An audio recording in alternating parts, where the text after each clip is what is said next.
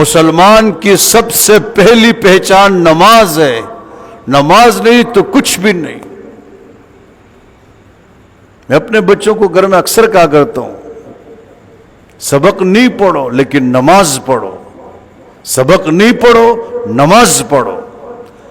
حافظ قاری عالم نہ بنو پر نمازی بنو، مسلمان بنو. قیامت میں مجھ سے نہیں کہا جائے گا کہ تم نے اپنی اولاد کو عالم بنایا کہ نہیں.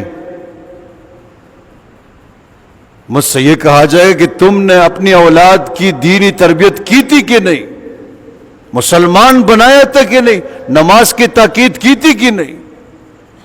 آج ہمارا سارا زور اسی پر ہے، بس بچہ حافظ بنے، پھر قاری بنے، عالم نام ہو جائے. میرے اتنے بچے حافظ، میرے اتنے بچے قاری، اتنے بچے عالم. نماز نہیں ہے، تربیت نہیں، اخلاق نہیں، کوئی پرواہ نہیں.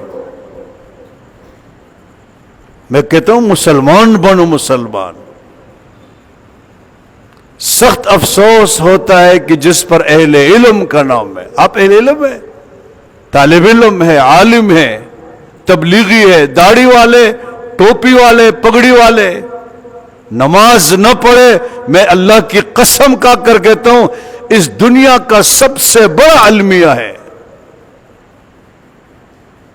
آج ہم کہتے ہیں یہ المیہ ہے، یہ المیہ ہے، یہ پریشانی، یہ سب سے بڑی پریشانی ہے. ہمیں پھر دیکھ کر لوگ دین سے بیزار ہوتے ہیں. اپنی زندگیوں میں نماز لے آؤ، کچھ بھی ہو جائے. اسلام اور کفر میں فرق کرنے والی چیز نماز ہے. نماز نہیں ہے تو کس چیز کا آپ دعویٰ کرتے ہیں؟ مسلمانی کا دعوت تو آسان نہیں ہے.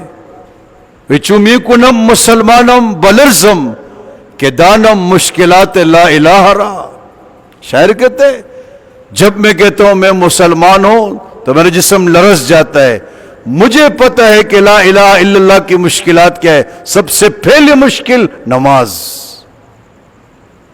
اگر آپ کی زندگیوں میں نماز نہیں ہے تو سبق نہ پڑھو، فضول ہے. کس نے تم کو کہا؟ نماز فرض عین ہے، علم حاصل کرنا فرض کفایہ ہے. تم نے فرض عین کو چھوڑا ہوا ہے، فرض کفایہ کے پیچھے پڑھو.